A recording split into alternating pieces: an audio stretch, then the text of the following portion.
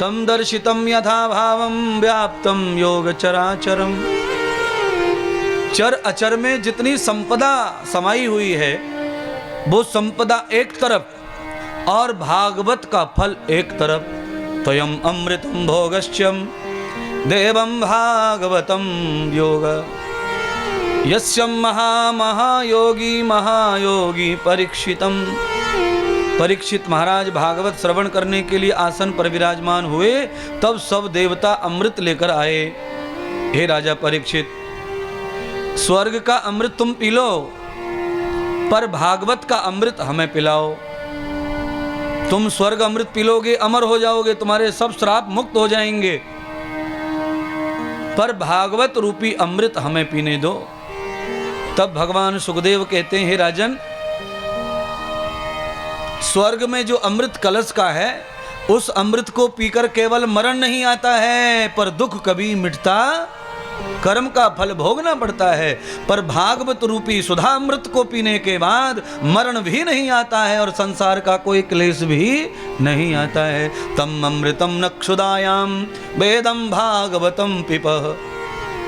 तब भगवान सद्गुरु कृपा से राजा परीक्षित ने निश्चय किया कि देवताओं ने जो अमृत पिया है वो तो तुच्छ है, और भागवत का जो अमृत मुझे प्राप्त हो रहा है वो महान अमृत है, इसीलिए मैं भागवत रूपी अमृत का पान करूंगा। आपका भी ये भाग्य है। अमर होना बड़ी बात नहीं है। अच्छा बोलिए, रावण अमर हुआ है कि नहीं? सब बोलो। आप रावण को जानते हैं कि नहीं? हाथ खड़ा करिए। जानते हैं? हाँ महाराज जानते हैं। अच्छा बोलो, कंस को? ये अमर हो गए। अमर होने के बाद हर दशहरा को रावण की ऐसी तैसी हो रही है। रामलीला मैदान में हर जिले में क्या क्या होता रावण के साथ? चप्पलों से मारते हैं, और कोई कोई तो फटाके भी नहीं, पेट्रोल से ही जला के राख कर देता है। अमर तो हो गया, पर कर्म का दंड भोगना पड़ रहा है। रावण भी अमृत को चुरा के पी गया था। रावण जो है अमृत चुरा के पी गया था, क्योंकि रावण की जो माँ है देवताओं की बड़ी हितकारी थी, तो देवताओं को अमृत दिया कि अपने सब बच्चों को पिला देना। सारे भाइयों के हिस्से का चुरा के रावण ही पी गया था अमृत को। अमर तो हो गया, पर कर्म का कलंक नहीं मिटा। क्यों नहीं मिटा? नश्यम रामम विशारदम योगम गृहतो रामय। राम को ग्रहण करने की बजाय उसने राम को त्याग दिया था। नस्य कथा राम कृति। राम की आवाज भी अच्छी नहीं लगती थी रावण को। राम का नाम लिया था, विभीषण ने लात मार के बाहर कर दिया रावण ने। राम नाम लिखा था विभीषण की कुटिया में, उसे भी तोड़ने फोड़ने की कोशिश की थी। इतना विरोधी था राम का, इसीलिए आज तक कलंक भोग रहा है, अपयश भोग रहा है। अमर तो हो गया है। आप सबसे भी अनुरोध है, हम सब लोग अपयश के शिकार ना बने।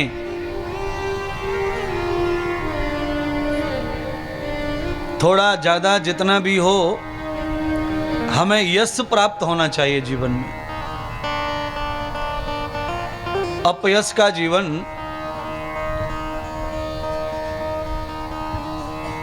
कलंकित जीवन है, ये जीवन हमें नहीं चाहिए। तो कैसे मिलेगा यश का जीवन? तो संत कहते हैं, संत समागम हरि कथा तुलसी दुर्लभ दोय। यश का जीवन जीने के लिए एक अच्छे संत की हर समय छाया हमारे ऊपर रहनी चाहिए, और हर समय ग्रंथ हरि चर्चा कानों में पढ़नी चाहिए, जिनके कानों में हर समय भगवान के नाम स्मरण चलते हैं। अच्छे संत की दर्शन छाया रात में, दिन में, कमरे में, हर जगह हमें उपलब्ध होती है। ऐसा प्राणी नित्य यश को प्राप्त होता रहता है। सत्यम वर्जितम योगम सत्यम कर्मणो तथा।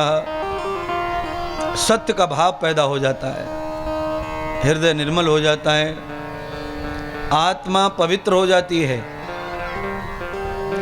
बुद्धि ज्ञान से चेतन हो जाती है और विवेक भी जागृत हो जाता है। ऐसे व्यक्ति को कभी भी अपयश का शिकार नहीं बनना पड़ता है। देखिए, सबसे ज्यादा गरीब कौन था श्रीलंका में? विभीषण। सबसे ज्यादा गरीब लंका में विभीषण था, विभीषण। पर आप सब बताओ, सबसे ज्यादा यश किसको प्राप्त हुआ? विभीषण को। सोने की लंका में अग्नि लगी थी, विभीषण की कुटिया फिर कैसे बची थी। महाभारत में सबसे ज्यादा मान किसका गिरा? द्रौपदी का। दुष्टों ने घेरी थी द्रौपदी बिचारी, नग्न उसे करने की थी तैयारी। दुष्टों ने घेरी थी द्रौपदी बिचारी, नग्न उसे करने की थी तैयारी। बताओ प्यारे भाइयों, बड़ी कैसे साड़ी, बढ़ी कैसे साड़ी। द्रौपदी की साड़ी कैसे बढ़ गई और विभीषण की कुटिया आग से कैसे बच गई? कारण क्या है इन दोनों के पीछे?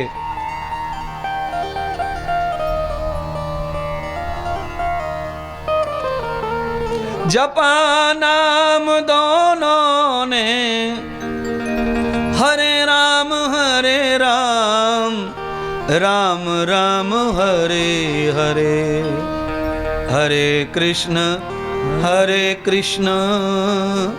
कृष्ण कृष्ण हरे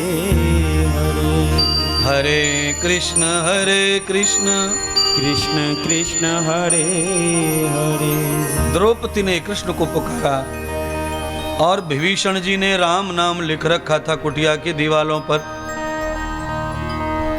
आप इन सारी चीजों को आपसे क्यों बताया जा रहा है? कल्पना कीजिए, क्या जरूरत है आपको समझाने की, बताने की? क्यों बताई जा रही है बात? इसका सीधा मतलब है कि हम अगर आपको ये सारी बातें दोहरा रहे हैं, बता रहे हैं, तो हम आपसे यही चाहते हैं कि जब जब विपत्ति, संकट, मुसीबतें हों, तो फिर क्यों न हम द्रौपदी की तरह और क्यों न विभीषण की तरह अपने जीवन को राम और श्याम से जोड़ दें, भगवान से स्थापित कर दें। तुमने अपने अपने हाथों पर आजकल कुछ मॉडर्न लड़की और लड़के जो है अपनी बॉडी पर काला पीला सा छपवा लेते हैं, टैटू करवा लेते हैं, टैटू बनवा लेते हैं। कोई बहुत सारी महिलाएं ऐसी भाव में आ जाती हैं कि पति का नाम लिखवा लेती हैं, हाथ पे लंबा नाम पति का लिखवा लेती हैं। नाम तो रह जाता है पर पति गायब हो जाता है ट्रक के नीचे। ऐसी मौत मरता है। अब हाथ पे नाम जो लिखा है, विधवा का कलंक लेके घूम रही है पर हाथ को कटवा नहीं सकती। अब नकली असली जो भी है लटकाए घूमना पड़ेगा। इसीलिए पति देव का नाम, पिता का नाम, भाई का नाम किसी का भी मत लिखवाओ शरीर पर। अगर नाम ही लिखवाना है तो किसका नाम लिखवाना चाहिए? लिखने वाले और होके दयाल लिख दे,